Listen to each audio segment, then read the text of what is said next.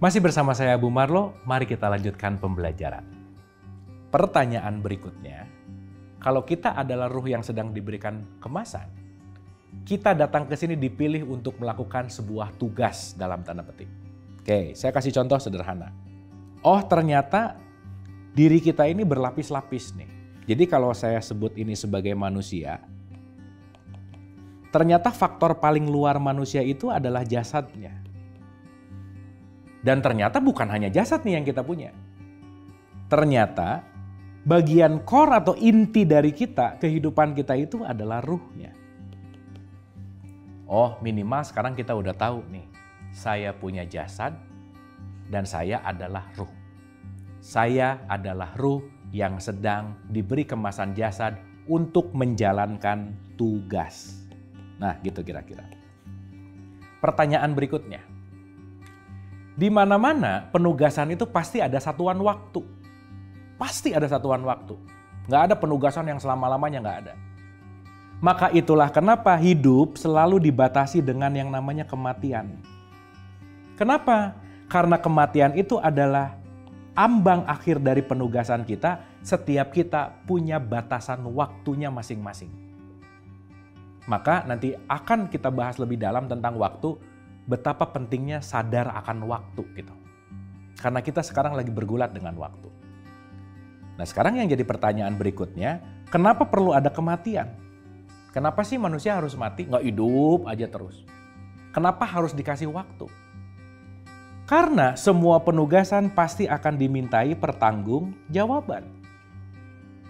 Maka banyak kitab suci mengatakan, emang aku ciptakan main-main gitu kata Tuhan, kata Allah. Bahwa segala yang aku ciptakan ini pasti ada tujuannya dan gak ada yang sia-sia gitu.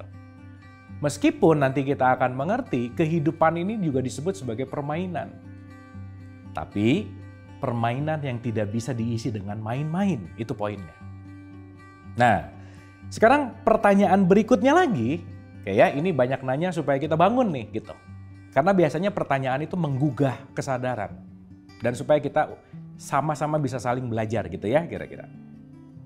Apa yang dipertanggungjawabkan? Ingat waktu di awal tuh ada statement, jangan sampai kita terlalu sibuk mencari sesuatu yang pada akhirnya nggak bisa dibawa pulang. Yang akhirnya pertanggungjawabannya tidak membawa kita untuk pulang dalam keadaan baik gitu misalkan. Saya rasa kita semua pengen endingnya dalam keadaan husnul khotimah kan. Tapi kan dalam tanda petik husnul khotimah di ujungnya ada tanda bintang, syarat dan ketentuan berlaku. Apa? Pertanggungjawabannya harus baik gitu. Maka kenapa sih kita harus waspada dalam melakukan apapun? Karena mengingat bahwa apa yang kita lakukan selalu terrecord, tercatat sebagai pertanggungjawaban kelak gitu kira-kira. Nah, ini yang paling penting. Apa yang dipertanggungjawabkan? Apakah jasad kita? Apakah ruh kita? Dan mungkin ini juga sesuai dengan studi gitu ya. Banyak yang belum bisa membedakan mana jasad, mana ruh, dan mana yang dipertanggungjawabkan. Jadi kita akan lebih dalam lagi nih. Ternyata kalau kita berbicara jasad, jasad itu expirednya di tempat pemakaman umum selesai. Karena jasad terbuat dari tanah, akan kembali ke tanah. Jadi bukan masalah jasad nih yang dipertanggungjawabkan.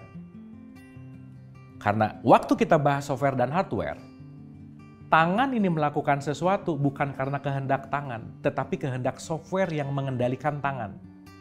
Maka tangan ini hanya alat, tergantung programnya. Kalau programnya baik, tangannya akan baik. Programnya buruk, tangannya akan digunakan untuk keburukan.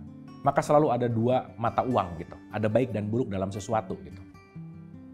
Nah, berarti yang akan dimintai pertanggungjawaban bukan faktor fisiknya tetapi programnya. Dan program itulah yang namanya adalah bukan ruh, bukan jasad yang dipertanggungjawabkan, tetapi inilah yang disebut dengan yang namanya jiwa. Atau dalam bahasa Arab disebut nafs. Maka kenapa konteks mati selalu diidentikan dengan nafas? Kulun nafsin zaikatul maut. Setiap yang berjiwa akan merasakan, mengalami yang namanya maut atau kematian itu sendiri. Gitu. Oke ya, sampai sini minimal kita ngerti dulu. Oh, ada jasad fisik. Oh, ada jiwa programnya. Oh, ada ruh, esensinya. Dan ketiga hal ini menyatu dalam diri kita, itulah yang disebut dengan yang namanya mulia dan sempurna. Kesempurnaan kita karena ada 3 part penting, yaitu jasad, jiwa, sama ruh. Pernah dengar ya bahwa kematian itu adalah dicabutnya nyawa. Jadi kematian itu urusannya sama nyawa. Nah, terus kalau kita balik ke catatan tadi, nyawa ada di mana ya? Kok di sini cuma ada ruh, jiwa, sama jasad?